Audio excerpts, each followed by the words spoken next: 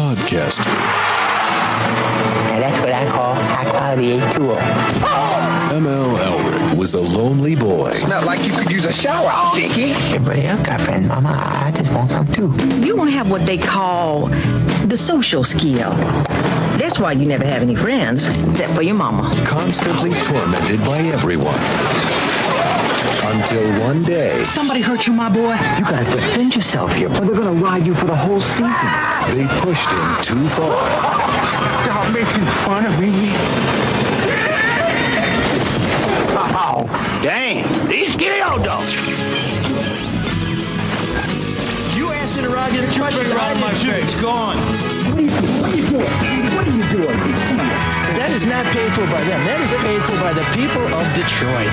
You might be qualified, ML. I'm not qualified for this job. Let me tell you something. You want to go right now? Okay? You want to go right now, Albert? You know what the water boy and I have in common? No friends? No. We're the only guys on the Mud Dogs who could have passed that test. Why are you looking at me? No, I was waiting for you to say, you can do it! What was the look on your face for a minute ago? You looked pained or perplexed or both. I was going back to when Captain Insano disrespected me, when Coach Beaulieu treated me like dirt, and when Guy Granouilla made fun of me and called me a needle dick, and I'm using that as tackling fuel. You know why? Because Coach Klein said I could. I know you're going to answer your own questions. So my favorite version of the Water Boy, which is easily the best of all the Adam Sandler films, was the version I saw when I was visiting relatives in Montreal. I watched it in French, and even if you don't speak French, the movie translates. You don't miss a thing. It's that transcendent. It's a long way to go to just tell everybody you speak French. No, I said even if you don't speak French. Yeah, unlike you. Yeah, but there's a lot of football terms you That don't was know. the implication. That's a good one. No, I knew what he was Yeah, doing. no, it's a good one, Mark. You know, the other ML thing that the speaks Water French. Boy and I have in common? What? Well, we Special both like needs. Farisa Balk, and I love my mama very much. Whatever happened to her? Not your mama, but Bulk. What's her first name? How do you pronounce it? Farouza, Farouza, I don't know. Farouza? I just said yes. She was in the, what was the movie, the Robin Tooney, the about the witches? Here we go. I love I think it it. was called The Witches. The Curse? No. I love a good Sean tangent about a movie. Because it's always missing a No, she was lot great. of information. She was great. She was great. Even though Mama said she's the devil, That's true. Yeah. but she wasn't the devil. Not in that She's the movie. most wonderful woman in the world. I'm Yes. partial to Happy Gilmore. Oh, Yeah, my God. Yeah. seconded. Billy Madison. No, not Billy Madison. What? Happy Gilmore. Yeah, Happy Gilmore's the best. Everybody is. has a right to be wrong. It is. Mostly because of the actor with him that I can't remember. Is that why you chose the Don't Water Boy? understand this. You're wrong. I'm sorry, what? Who plays the pro golfer who's his rival in Happy Gilmore? That actor. Here we go. Oh, Christopher. First time I saw him was in Thelma and Louise. He was the wronged husband, right? he was also the Christopher host McDonald? in Quiz Show. Christopher McDonald. Yeah. Yes, he was. played Good Jack. memory. Not Jack Parr. Why are you but pointing Jack- at him? I said it for Because he said quiz show. Good. Jack Parr, the good. baby from Christopher The Incredibles? McDonald? No, not Jack Parr. That's Jack. Yeah, I don't know. You eat shit for breakfast? I ate pieces of shit like you for breakfast. Actually, I didn't have any breakfast this morning. I got off to kind of a rough start today. I got a phone call at 4 a.m. from some folks on Sanford, the 11,500 block of Sanford, whose basement was flooding because it's raining on the east side and I guess everywhere else. Yep. And they said, we had your number from the campaign. We called everybody else. So we figured we'd call you. And I said, I didn't get elected to city council. I said, I know, but we thought you might be able to get us some help. So they called and I said, thanks. And they also said, we didn't think anybody would answer. And I said, no, we put our home number on that stuff. We wanted to be accessible. And so I made a couple calls. I don't know if they're going to get me relief Sorry, or I'm not. getting my calculator up here. That's 10 eyes. Keep going. So, how'd you help him? So, Mark, when you were saying we like it when Shawn gets involved early on, I think we need to revisit that. I think we got to find a happy medium there as opposed to a Shawn, happy did you help anybody this morning? Pardon me? Did you help anyone this morning? I did, Did you help yourself? but I don't need to talk about it. Such a. What would you, no, now you have to. No, I did. Should be plenty. Continue, Mikey. Okay, well, this Shawn plug brought to you by the priapism. And so then I went to go get my blood drawn this morning because I have a little cholesterol issue. And have you ever had this happen where somebody puts the needle in your arm and they're like fishing around in there to find? So I hate that. So I'm looking on my phone and this woman she's wonderful, but you really don't want your phlebotomist stuff to say like, oops, nope, okay, that moved, and then say, whoa, and then she's like, I'm freaking out here. And I'm like, I had a student phlebotomist once 7 times. 7. I'm sitting there. She's just, no, let's try it now. No, let's move to the other arm. 7 times. She never pulled the needle out of my arm. Oh, that's even worse. And then she goes, ooh, it's bubbling. I've never seen that before. I said, bubbling. And all I'm thinking is pulmonary embolism. Yeah. PE. She's going to blow up my heart. So I started to get really faint, and I just said, I'm just going to... Do needles freak you out? I said, we'll do the other arm, but let me just pause for poise. I don't like them, but I learned a lot about needles. I was in college. I was going to do this... You're trying heroin? No, I'm not. I'm against heroin. Steroids? Not even smoking. You smoked cocaine? Tattoo? No. Crack, as it was called? Yep. No, don't do that. But I was... You're free-based, eh? I was going to do this Marines platoon leadership class where they're going to send us to Quantico for the summer, put us through basic training, and then you could decide after that if you wanted to get into basically a ROTC program with the Marines, because I just had this war and morality class where they talked about how they turn young men into killers by stripping them down and building them up, and I thought, they can't strip me down. I'm going to try. Anyway, we were in line to get our blood drawn. This place was called the MEPS Center. It used to be at Gratiot and Beaubien, where the police headquarters was, and the old Wayne County Jail still is. We're all standing in line waiting to get our blood drawn, and there was a guy in front of me, and I'm nervous as hell. There's not only because of that, but because I was going in an officer program when they did our drug test. There was me and a guy who was going to be an Army nurse because we were going in some officer track. They were giving us an even more thorough drug test. And I thought, oh, shit, it's all over right now. So anyways, and that was just weed. But this guy in front of me the whole time is talking about, don't faint. They're drawing blood. Don't faint. And he's going on and on. And the guys behind him, like me, who are nervous about it, like, shut the hell up, you piece of shit. And this guy would not shut up. And so finally he gets up there to have his blood drawn. And there are these 2 huge Army nurses there. And they grab him and they put the needle in his arm and he goes, oh, I'm going to faint. And both of the nurses say, no, you're not, soldier. This guy folded like a house of cards. And ever since then, as much as I hate needles and have my blood drawn, I'm just like, I can get through this. I'm just not going to think about it. Because this dude was making us think about it. And he was trying to distract himself. And bam, and I think about that guy. It's a long way to go for no. About that all the time. Shawn, Mark, you have a problem with needles? No, God, no, not at all. I'm just always amazed that people are. No. Yeah. You don't have a 15-minute story. Have you ever been to the doctor and you hear those kids like screaming those when they're babies. getting their shots and stuff like that? A bunch of I'm pussies. the parent of some of those kids. What, really? It's very, very traumatic, but you gotta distract yourself. So after I kind of stopped sweating, they took the blood out of the other arm, and now I think I'm... Are you okay? I think I'm good to go. Good. But both my arms hurt. That's how my day started. Then I came here. It's just not getting better. See, my brother, sister, and my mother got very lucky with her kids because we were so competitive with each other that we always had this competition when we went to the doctor who could be the quietest when they got their shot. Oh, yeah. So we would just shut the hell up and just squeeze our shorts or our shirt or our mother's hand and keep quiet. And then we stopped doing that once we saw that other kids, their mothers were like promising them iPhones and stuff like that if they would get their shot and stop complaining. Yeah, no, those parents were negotiating the hell out of it. Damn, I don't know if it's just me, but just thinking about this, I'm starting to sweat again. Is it warm down here? It's very hot. I just want to know what the ultra means on the Monster drink you're drinking, Mark. Me? What does ultra mean? It's a marketing gimmick. Okay. It's a flavor. That's technically the So flavor. no sugar. So what the fuck is in there? Caffeine. Just caffeine. Well, I mean, so why not coffee? There's some other because I don't want to drink coffee all day. I've already had plenty of it today. Okay. Do you want to know more about my dietary habits? No, I'm just curious about this particular drink and what the goal is. To caffeinate myself. For Mike? But I'm fat, so I don't want sugar. Stay with Mike? Yeah, because sometimes you can be a little sleepy. Damn. Cheers. I just keep taking the needle. That's the other thing. When they went to my right arm, she said, "We're going to use the baby needle." I'm like, "Wait a minute, you were using the big needle? What do you use the big needle for?" I didn't know we had a choice. Are you okay? Anyways, with us today is Marc Fellhauer, Shawn Windsor, and of course our intern Patrick Schmitz, who's going to get his jaw broken before the end of the summer, and not for the reasons you think. He'll tell us a little bit more about that later. And I'll also tell you about the conversation I had with a political big shot who gave me his theory on why Monica Conyers got back into politics.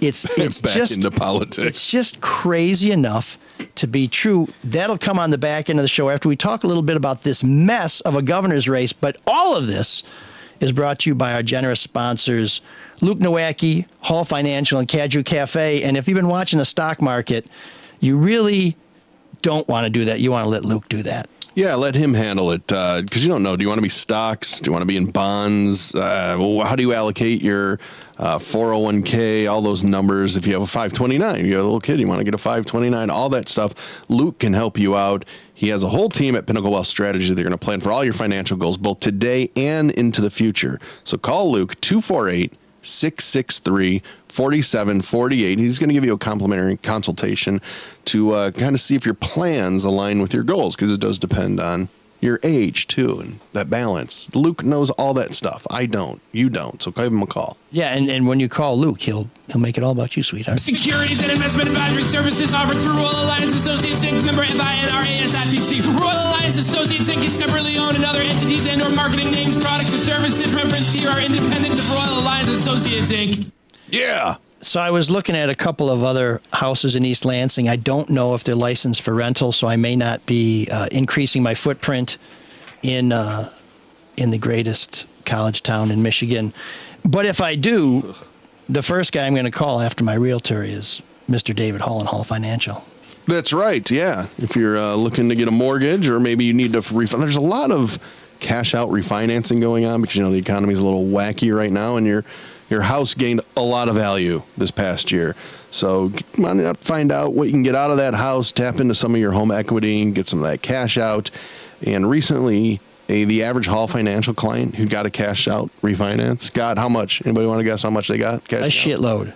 You're right. About $55,000. So consolidate some of those big loans too. Nobody should ever be paying off like 25% or 20% for a credit card. And your interest on a mortgage is still tax deductible. So make that debt work for you. And honestly, 5.5%, I think historically is pretty damn good. Not the historic lows we've had in the last decade. Yeah, I think a good credit card interest rate is like 16.9%, maybe 12%. And that was before they started jacking interest rates. So put your equity to work for you. Talk to Hall Financial right now about all these programs they have. 866-CALL-HALL, or feel free to chat with them online. callhallfirst.com. All that information too available at mlsolodetroit.com. That's right. When you contact Luke or David Hall, let them know that ML sent you. Or if you're at the Cadieux Cafe, just tell the bartender, that guy at the end of the bar sent me. Won't shut up. And I'd like to send him a drink too. And that would be your old pal, ML. Because there's always something good going on at the Cadieux Cafe. On Monday nights, it's Open Blues Jam and Muscle Madness. Tuesdays, it's Sweet and Funky, presented by Funk Night Records and Wolf Makes Beat. Wednesday is karaoke. To find out about all the other live acts. Do you do karaoke? I have done karaoke. It tends to be something campy, like Love Shack by the B-52s, where it's more of a performance than actual musical. Than where you're like, wow, that guy can really carry a tune. It's like, yes, I can in a casket. Oh boy, okay. Sean's looking askance. Where can I find out other events? Well, Mark, it's great that you asked that. You won't be surprised to find out the website is CadieuxCafe.com. That's CADIEUX because it's French. Cafe, also a French word. In American, we say cafe. CadieuxCafe.com. Beautiful. Right, Shawn? I just said it because he's drinking something. Yeah. I'm not going to analyze your beverage. Yeah, ultra horse spit. So I was on Mackinac Island last week for the policy conference, which should have featured. I honestly, to that point, Shawn. Actually, can you get some of that caffeine over to Shawn? Maybe just a little sip. I gotta say, I could not think of any place I'd want to be less than the Mackinac policy. Yeah, what's even better is you're about to tell us about it. Yeah, no, I mean, I'm glad. Don't get me wrong, Sean. I'm glad ML went because he's a reporter and I'm not. I would be. Can't he just write about that in the paper? Yeah, he could. And then you can read or not.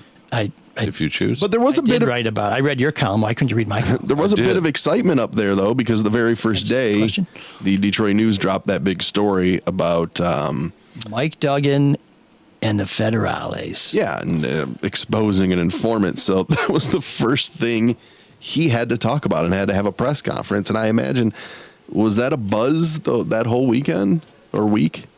Well, so this thing is, all the swells and the politicians go up there. And last year I went there as a politician. And this year I went back to let people know, hey, I'm a reporter again. I was not there on Tuesday when he had his press conference. Yeah. Give him a little of that ultra, but not too much. Not too much. Just, we don't want the baby to get over. Can I have a question for you? When you're up there, do you have baskets on your bicycle? When I was up there last year, I did have a bicycle, but I did not have a basket. Like baguettes and stuff? No, I had a laptop, which I used to dial in to this show.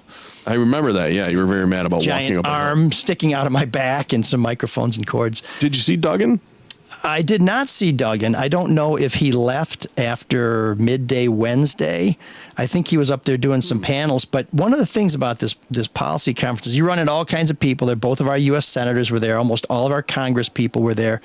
City council members were there. State reps, state senators, the governor, you name it. Mike Tirico was up there. I ran into him in the lobby a lot of times. He was hosting some.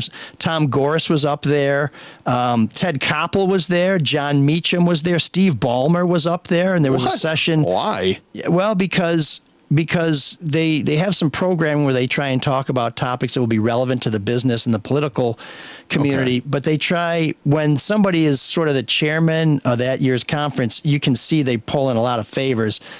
Arn Tellem, who is sort of Tom Gorris's guy running the Pistons, they were, I guess, the chair people this year. So he called in all the big shots he could. And of course, Steve Ballmer has ties to Detroit because before he was, I guess, president of Microsoft, he went to Detroit Country Day, and now he owns I'm dating myself, the LA Clippers, and so I think it was a double hit for him coming home, and Gorris probably called in a favor for him as a fellow NBA franchise owner.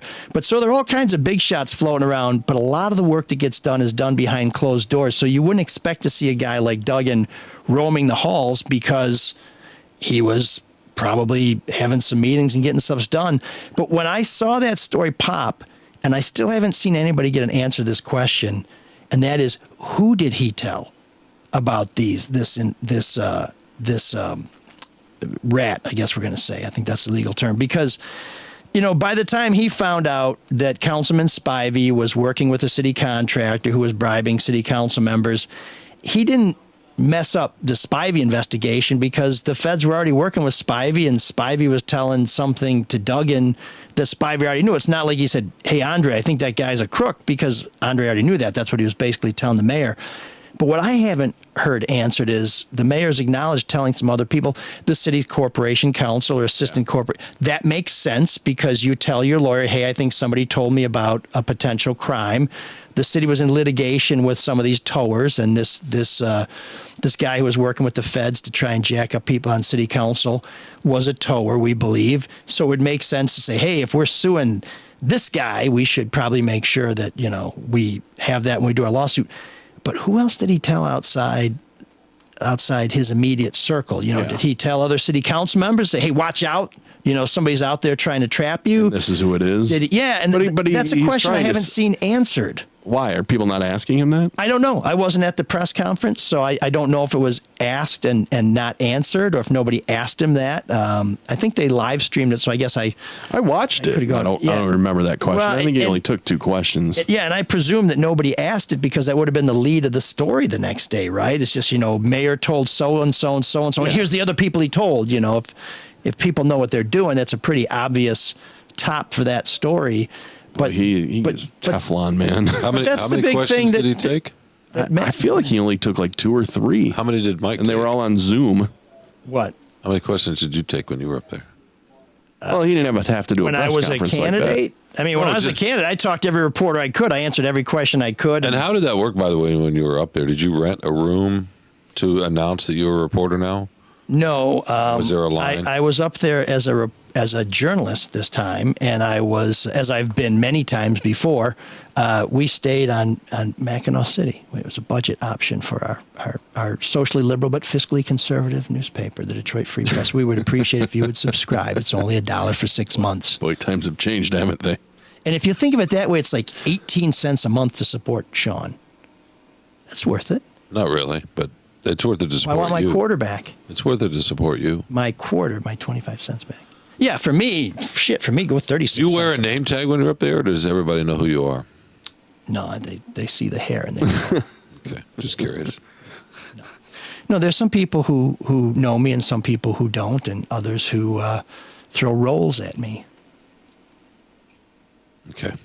But you teased the Monica Conyers thing. Yeah. So first of all, one of the reasons I went up there is because I wanted to, connect with some people, and I also wanted to see how these gubernatorial candidates were going to act. We had potentially 10 Republican candidates for governor who were going to be up there, and just before people started heading up to Mackinac, 5 of them were pretty much definitively knocked off the ballot because they had crappy nominating petitions. And I brought some of my... Almost laughable. I brought some of my petitions here. If anybody wonders what they look like, these are what legitimate petitions look like. Yeah, they're getting blurred. A little blurry. Okay. And when you do them right, you have messes on them.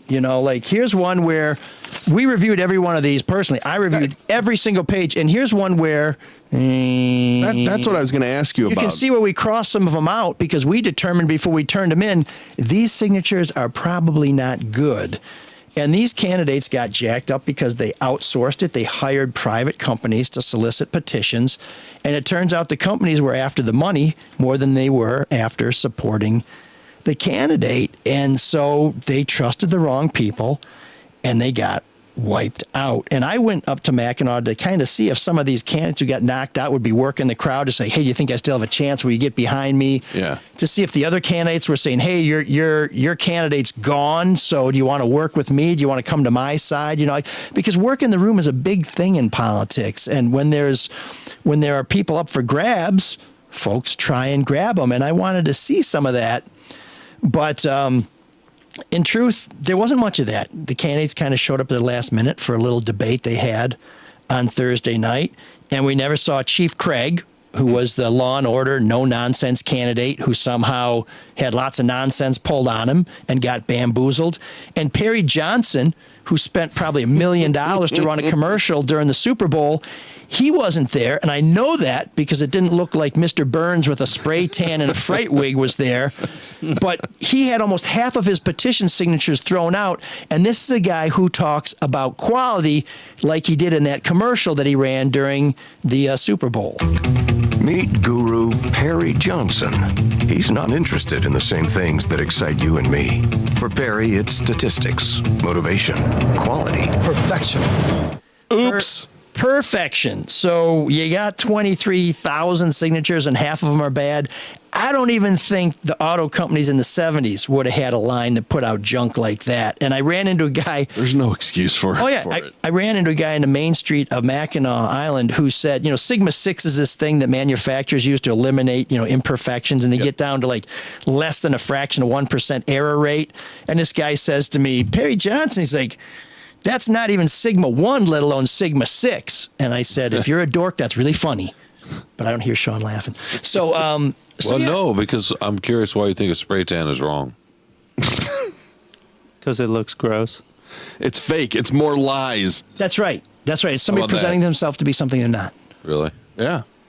Okay, just curious. Why? Are you a big fan of spray tans? I don't use it, obviously. You say, why are you defending spray tans? I don't know, because it's judgy. Have you ever got a spray tan? It's judgy. No. Have you ever gotten a spray tan? Me? Yeah. No, I'm Irish, Scottish, and Hungarian. All I do is burn. If they put the paint on me, I'd probably have That'd be an like infection. me saying something about you because you have an earring in your ear. Well, you did before the show started. No, so. yeah, but, on air. But I'm not going to say it. Oh, so you can be an asshole off air, and that's okay? Yeah.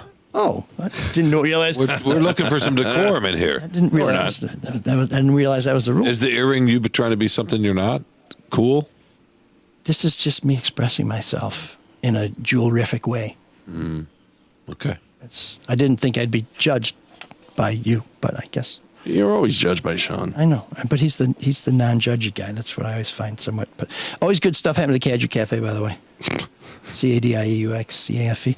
But I love the earring. So we tried to get Chief Craig. We've been trying for a long time to get Chief Craig on the show, and he's like, I'm not afraid to talk about anything. And now, in fact, he had a column, I think, in the Free Press. Yeah, he hasn't talked to anybody but Maria Bartiromo. Right, and a national broadcast. and he had something in the Free Press a couple months ago. Great column by I think one of my colleagues, it may have been Paul Egan, where he said, the handlers have been telling me what to do. I'm not going to listen to the handlers anymore. And now for the last couple of weeks, all we're hearing about is, I gotta wait to see how this goes. It's like, this is the time to fight because these ballots are being printed. So if you're going to mount a counteroffensive, you better get going. And basically, I think what's happened with this screw up is, it looks more and more likely that Governor Whitmer is in good shape because I don't know there's about that. Chaos on the Republican side. We'll see. I know, but people said that, we've talked about this before nationally, people said that in 2015, right? That there was chaos on the Republican side. Yeah. Well, in 2015, they said there's too many candidates, and there were a lot of them. It was looking like that this time, but now we're down to 5 candidates. So, so that was kind of crazy. Why did Craig's campaign go so bad? Was he just in over his head? First-time candidates make a lot of mistakes. I mean, when I was a first-time candidate, now, of course, I covered politics for a long time. I took this petition thing very seriously, stuff that... Took everything very seriously. Tudor Dixon, maybe too seriously. Tudor Dixon, who is still on the ballot as a Republican candidate, the Democrats tried to knock her off because she wrote at the top of her nominating petitions that her one day. Yeah, her office ended on like December 31st. And it's supposed to be January instead of January 1st. And the courts ruled that it doesn't really matter. Now, again, I don't think you can see my petitions very clearly because of the blur. And if you're watching us on YouTube channel ML Elric, we really appreciate it. Please subscribe so you always find out when we're coming up next. But I called the clerk's office and I said, what's the right date? Is it the 31st, the end of the year? Is it the 1st, the start of the next year?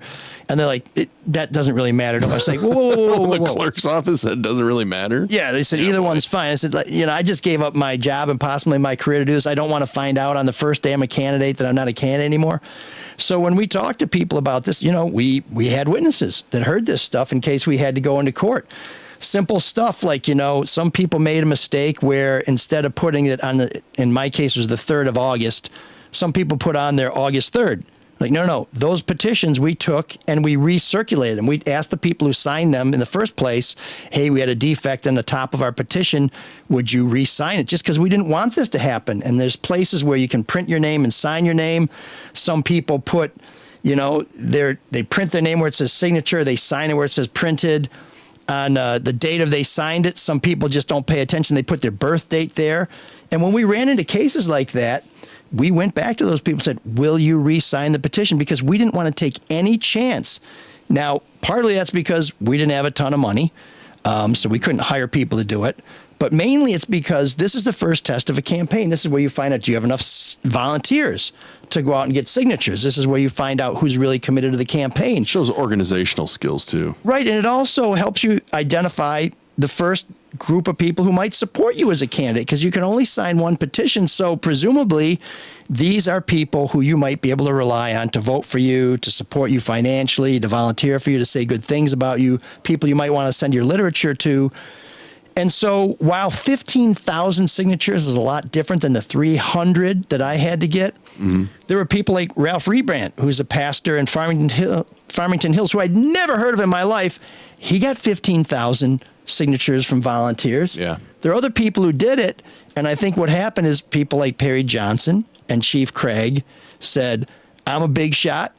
I'm an executive. I need to spend my time making big shot executive decisions. I can hire people to do this. And that was a mistake. And a lot of the gubernatorial candidates I talked to when I was up there said, I feel sorry for them, but if you can't run a petition drive, how can you run the state of Michigan? If you can't get on the ballot, what kind of a candidate are you going to be? And I think that's a fair comment because, Barry Johnson, money's not an object. He's going to put millions of his own dollars in there. Chief Craig raising a lot of money. He probably feels like he'll be able to get all the money he needs to run the kind of campaign he needs to run. But they screwed up. Mm-hmm. They trusted the wrong people. And in politics, who you trust could be your ass and our ass. And if you don't sweat the details, well, we got a former governor, who's probably going to be testifying in the Flint water case because he didn't sweat the details on whether or not the water is being treated properly in Flint. And so these details do matter. And trusting the right people is important. And making sure that you do what you need to do to get it going. Well, if you don't, there's 5 people who know what happens. You're done. So you're saying the petitions are important?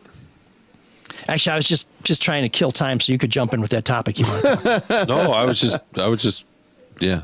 So what was that topic? I want to make sure petitions are important. That's the message. Yeah. Okay. I don't know that people really need it underlined and highlighted like that, but I think yes. Well, that was a long soliloquy, so I was trying to make sure. Well, thank you for dragging it out some more. Highlighted the. Yeah, thanks for infantilizing our audience so they couldn't gather that from context. Oh, not the audience. It's for me in my slow brain. Okay. Yeah. Okay. Well. Yeah. All right. So cut off the Ulta. Why did you? Thank you, Mark. What did you learn about Monica Conyers and wanting to get back into politics, even though she can't? Oh, I was hoping to save that to the end for the people. Oh, okay. I'm sorry. For the people who listen to the full audio download, for the people who just watch us on YouTube, which we really appreciate. Well, you wrote a good column about the ballots, and Shawn, I liked your column too. I'm not going to talk about it like you're not here, but no. I want to talk about Mike's column. He just did. I know, but I want to talk about your column. It bends to the right.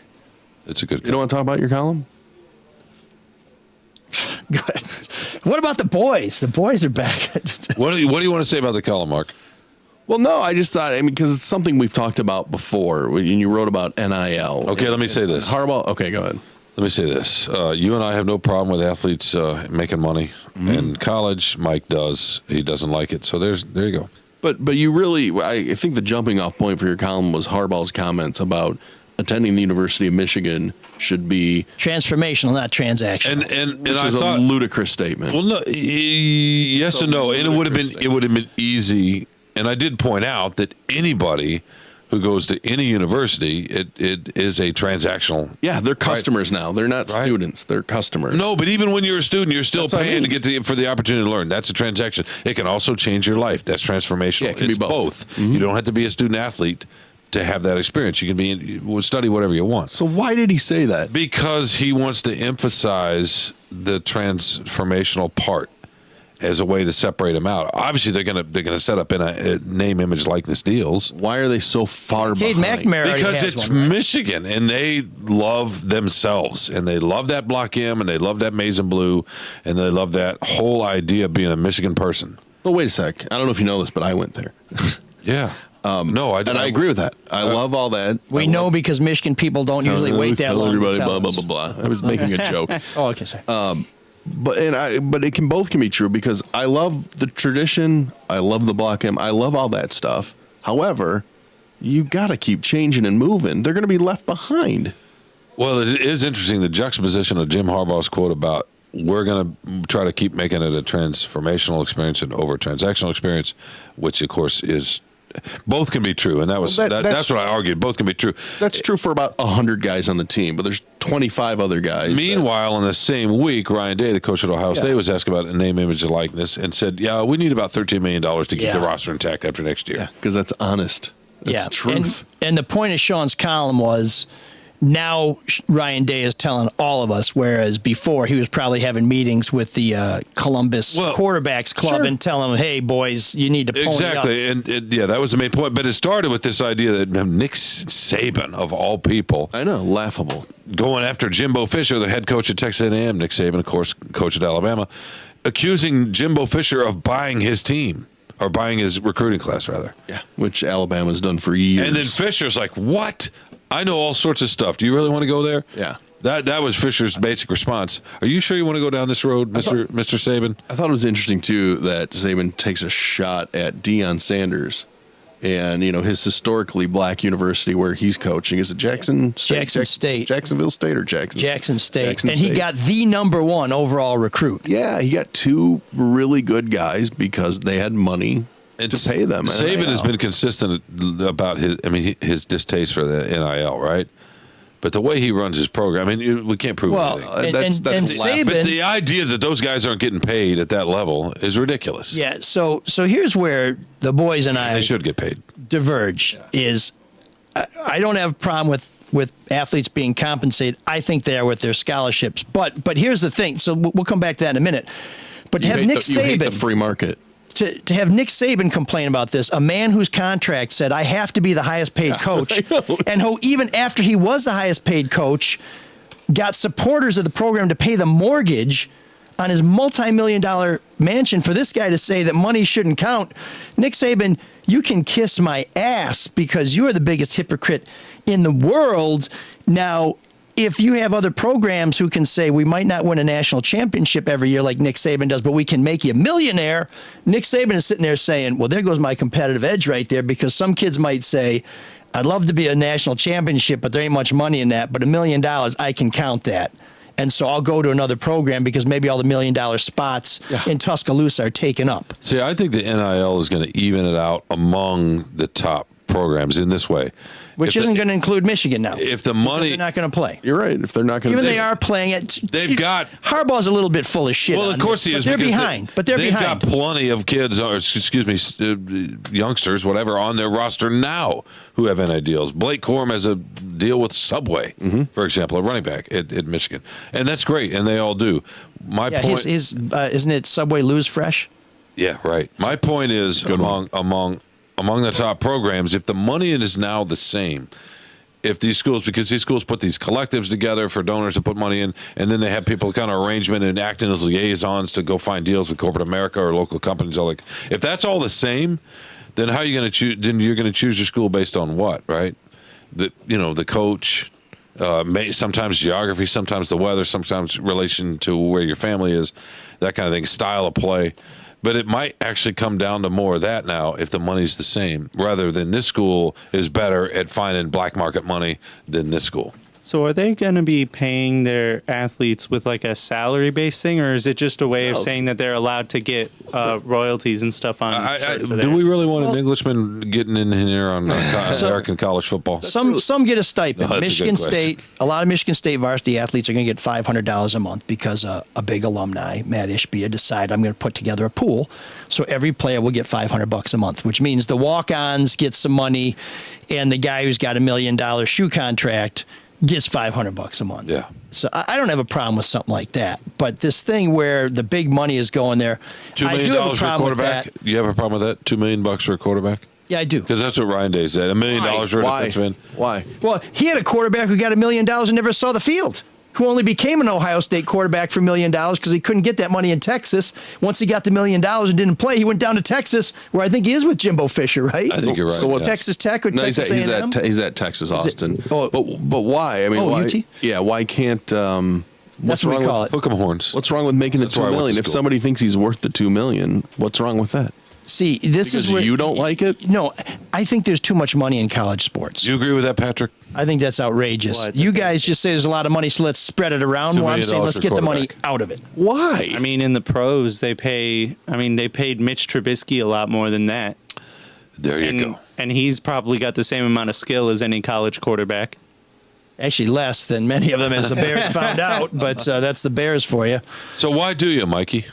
Because, as I've said before, to me, I want college sports to be different than pro sports. And what's happening is instead of trying to preserve some of the amateurism, which I understand. I understand that. But now we're making more like a pro sport. So, again, I've always said the reason why I cheer for the Spartans is because I feel a kinship with the Spartans. It's a shared experience. It's why I don't feel that way about the Lions. I don't have any shared experience with the Lions. I guess, yes, we're both in Detroit, so maybe that's part of it. But no one has made, except for free agents, an affirmative decision to be a part of the Detroit Lions. Most people feel cursed to have been a part of the Detroit Lions. Whereas if you are a Michigan State Spartan, whatever your motivation, you chose to go to Michigan State, as I chose to go to Michigan State. We're on the same campus. We're living in the same bubble. So you hate where you're from. They're not getting drafted. They are still choosing to go to those schools.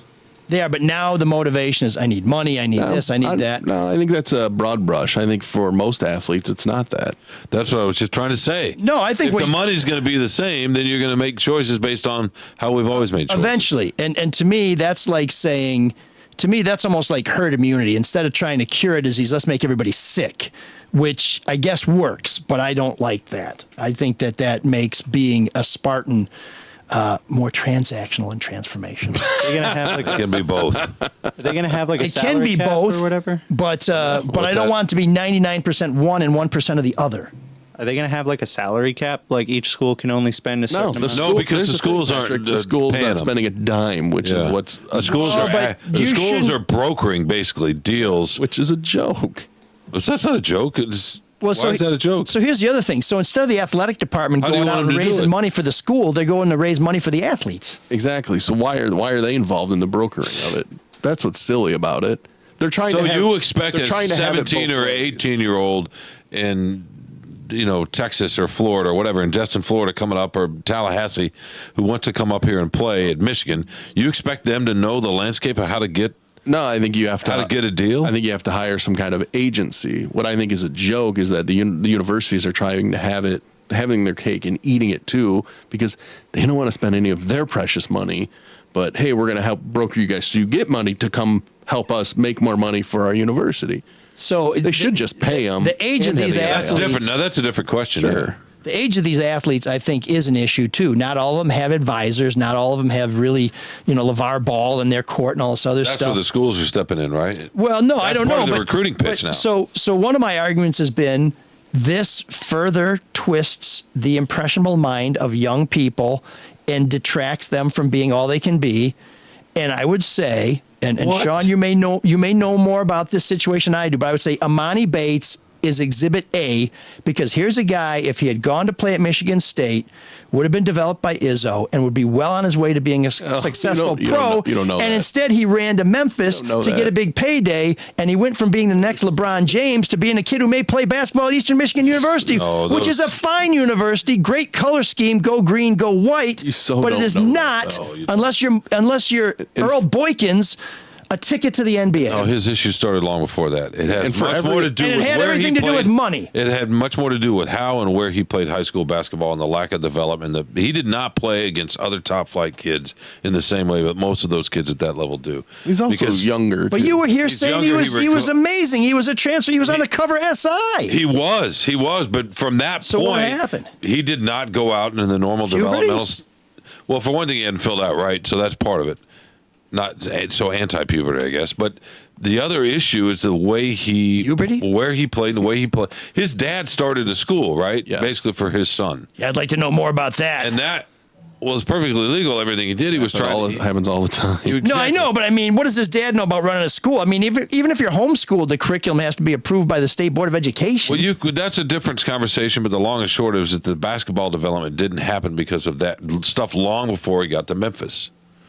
Memphis may have been, it's dysfunctional a little bit. And for every... But to say Michigan State would have saved him, that's not true. I'm not saying it would have saved him. What's that? I'm not saying it would have saved him. I'm saying he had a better chance of developing into a fully formed human being with pro potential if he had been under the tutelage of Tom Izzo as opposed to the guy who got ran out of Memphis for being a bum. You don't know that, though. I do know that. Or any other Penny Hardaway can't do that, or Larry Brown. Penny Hardaway can't because he got fired. No, but when he went there, that was the coach. Yeah, it's not just Izzo. I mean, he would have. Penny might have been able to do it, but Amani went for big pennies. For every he would have Amani had that Bates experience at all sorts of other colleges, not just Izzo. This is what I hate about it. For every Amani Bates, and let's say it is all about the money for him. There's so many more people like a Matt Ishbia or a Rob Pelinka that were down on the bench. That there's not all athletes in college sports are the number 1, 2 players in recruiting. Is that a shot at Steven Izzo? Number 13, the Human Victory Cigar? The point is, I think everybody always thinks of the people that can rake in the multi-million dollars, and that's just a very small percentage. Right, but I think the amount of time, that a Matt Ishbia is going to spend with a guy who's making $1 million on the bench is going to go down, because instead of being a part of a team, He's now a commercial entity who's now maximizing appearances, which is going to cut into the very little bit of time these guys have for academics. When we start paying these athletes and turn them into working men and women, into professionals, we've basically stopped them being students. And I think the important They've part... been doing that all along. That is so ridiculous. They don't have enough time to be students now, and so your solution to that is to give them even more distractions? We've been treating them like full-time professionals for decades. Well, we want to treat them like other students. I mean, what about Zuckerberg or Bill Gates, who, they kind of succeeded in their choice and dropped out of school. They didn't take their academics seriously because they started making money. Don't they require the players to take super easy classes or super unrelated classes that they can just half-ass all the way through so they can focus on football anyways? That mainly happens at North Carolina, but that's a generalization. That's true. That's the generalization, but there are kids that I mean, look at Hutchinson's dad. He's a friggin' doctor. Yeah. I don't think that guy walked through Michigan while he was also crushing people. I mean, there are kids all the time that graduate with engineering degrees. Okay, so great. So you're in favor of exploitation. Okay, that's fine. No, I'm not in favor for your own of exploitation sentimental, brown, sepia-toned version of what college should be. No, that's not it at all. I appreciate that you're being romantic, and I find you very handsome. It's not about romance. I like your romanticism. When you create a pay scale on a team, you tear that team apart. Because then you have your $1 million players, and you have the other guys who get crushed. It's also not true. It's demonstrably not true. There are leagues all over the world that operate that way, and they team build just fine. And they are professional leagues. And the worst guy on those professional teams still gets paid. Chuck Nevitt still got $1 million a year to be the 7'4" guy at the end of the Piston bench. Everybody gets a little something at most of these big schools, right? They get a free education. They get $500 a month. No, I'm turning some extra. All right, look, we got to move on. Can I ask you guys a question, please? I do want to. Can I point out one other thing about NIL? Look, it did kind of fuck over Michigan basketball with Diabate and Caleb Houston, who could not receive NIL money because they're foreigners and they're here on a visa. Caleb's from Canada. Diabate is French. And that weighed into their decision to go pro after 1 year. And also weighed into the decision of Dickinson returning. 100%, because he's cleaned up. He has his own website, and he's making a lot of money. Yeah, there's no way he'd be back. Right, he would have taken the chances. If the university could actually pay those guys, maybe they would take their education more seriously and still be in school and not go to the pros to hopefully be drafted. Oh yeah, they're gonna make that study hall when they can get $50,000 to show up at a dealership somewhere. I'd make that decision. Think of it as a down payment for life. You know, if you want to deprive. Well, wait a second, Mel. You would nip that in the bud if the university actually paid them to play and not had sponsors. Yeah, I don't like the sponsors. I'm saying that when you give a kid an opportunity to go to a study hall or to do something that a student would do that doesn't have a dollar sign on it, and then you offer them, why don't you go and open my store for $10,000? They're going to go open that store for $10,000. Mm-hmm. I just, to me, that's outrageous. You could also probably do both. No, you can't, because no matter, there's an infinite amount of money out there, but there's only 24 hours in a day. No matter how you allocate it, there's only going to be 24 hours in a day. That's part about being transformed. You have to figure out how to deal with 17 and 18-year-old kids are going to be able to make those decisions. Most of this is wink, wink anyway. They're not out working a full-time job. It's a couple of appearances here and there. Yeah. It's like under the table stuff is now just over the table, but you're really not doing any more work. Bring it out of the You might have to go sign autographs here once in a while on the weekends in the off season, whatever that off season may be. And those players got early morning workouts for multiple hours, and then they have practice 2 times a day, and then it all leads up to. Yeah, Mike's fine with all that. That's a full-time job right there. That takes up. Yeah, and they're compensated most of that 24 for that hours job. right there. Really? Yeah. No, they're not. Not to their work. Do you not pay your son's tuition? Not to their work. Do you not see a lot of zeros at the end of those checks that you write? I pay some of it. Okay, well, I pay all of it, and it's a shitload, okay? It's a lot. It's a lot. I understand it is. And if you have a kid that's never been to college and you're offering them a free college, you're offering them a lot. And would you feel that way if your kid was a 1 in 100,000 talent and they had probably will make the pros? Yeah. Absolutely. I would say to them what I would say to a starting journalist.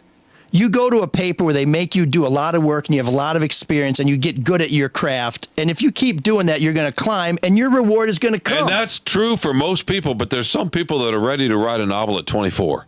All right. Let them write it. Exactly. That's exactly what Marker's saying. Let them go play quarterback and earn what that's worth. Let them go into a professional league where you're paid to do that. So you want to get rid of college sports altogether? No, if your whole hang-up is you can't go from high school to the NFL, I say go ahead, go from high school to the NFL. I would rather do that than to see our college sports turn into a minor league. Too late. Yeah, it's been too late for way too long. Well, it's too late because we have gatekeepers like you nitwits here who are just like, I don't have a solution, so let's just throw money at kids who don't know what to do with it. Can I just ask you a question? Oh, here's another example. Forget about Amani Bates. Take a look at Johnny Football, Johnny Manziel, who destroyed himself chasing money by signing autographs when it wasn't legal and basically derailed himself because he was more after money than after being the kind of athlete he could have been, the kind of teammate he could have been. Nothing to do with You are making a whole college generation of Johnny Footballs. Johnny Football, Johnny Manziel, that is more a personality of who he is, not money. I don't think money changed him, but you know why? Oh, money didn't change him? He came from a very rich family. Yeah, Johnny Football was Johnny Fuck Up before he even started in the league. Yeah, come on. One of the reasons he screwed up is because he chased the dollar. You need to pick better examples. Yeah, so there. Oh man, the geeks have inherited the earth. Did I do that? What a dork. Does him wanting to play with us again mean that he's turning into a geek, or we're turning into clothing? I love ending an argument with, so there. Right. I mean, I think it's obvious who our geeks are, but it's really more of a perennial thing than for a week. So I'm going to pick somebody who's just a geek this week. But it also is kind of a perennial thing because they're at it again, the fat cats stuffing themselves while the rest of us fall further behind. That's right. I'm talking about America's CEOs. Quit dividing us. The rest of us, these guys, the rest of us, come on. CEOs like a college coach, okay? Okay, Shawn, I had trouble understanding with the CEO bone in your throat, but finish. Okay. That's some kind of weird sexual put down. That's right. America's CEOs generally scored raises of more than 17%, according to an analysis done for the Associated Press. Meanwhile, the rest of us slobs racked up raises of around 4.4%. And bosses wonder why they can't get anybody to work for them. Well, I'm sure that weed and Nintendo Switch are partly to blame, but I can't rule out the notion that some of us or some people, because I guess I am working for the man again, are just sick of working for peanuts while the boss stuffs his face, and it usually is a his, with pistachios. You know, Shawn, I was watching ML. He was eating pistachios right before the show. And I am the boss. So that's a great example. Boy, there's a lot of just irony. like Johnny Football and Amani Bates. A lot of irony coming off the last topic into this. Yeah, no, it's just how it goes. It's all right. We're used to the inconsistency. Go ahead, finish it. So greedy CEO bastards. It seems like you've already got everything. Everything. Like we're going to give you one more thing. You're our Geek of the Week.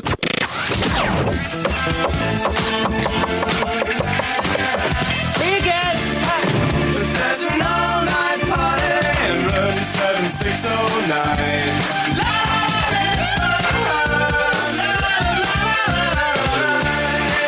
And you can dance together all night if you've got the time.